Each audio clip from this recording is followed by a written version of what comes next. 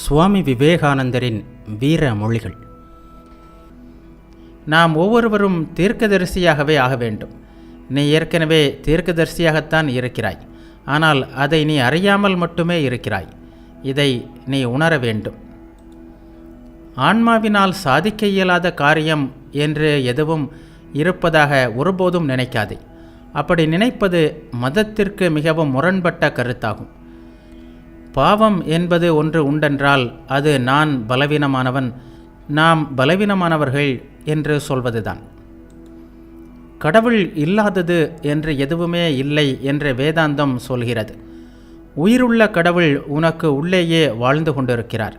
அப்படி இருந்தும் நீ பல ஆலயங்களையும் சர்ச்சுகளையும் கட்டி கொண்டிருக்கிறாய். மேலும் எல்லாவிதமான கற்பனை பிதற்றல்களிலும் நம்பிக்கை கொண்டிருக்கிறாய். மனித உடலில் உள்ள மனித ஆன்மா ஒன்றுதான் வழிபட வேண்டிய ஒரே கடவுளாகும். எல்லா விலங்குகளும் கூட தெய்வத்தின் கோவில்கள்தான். ஆனால் மனிதனே இவற்றுள் மேலானவன். கடவுளை நான் அத்தகைய மனித கோவிலில் வழிபட முடியவில்லை என்றால் வேறு எந்த கோவிலும் எனக்கு எந்த பயனையும் தரப்போவதில்லை. சமய சாதனையின் நுட்ப இரகசியமெல்லாம் கொள்கைகளில் இல்லை, அதை அனுஷ்டிப்பதில்தான் அடங்கியிருக்கிறது. நல்லவனாகவே இருந்து நன்மை செய்வதுதான் சமய சாதனையின் முழு உண்மையாகும். கடவுளே கடவுளே என்று அழைத்து கொண்டிருப்பவன் சமய சான்றோன் ஆகிவிட மாட்டான். ஆனால் இறைவனின் விருப்பத்தை நிறைவேற்றுபவனே சான்றோன் ஆவான்.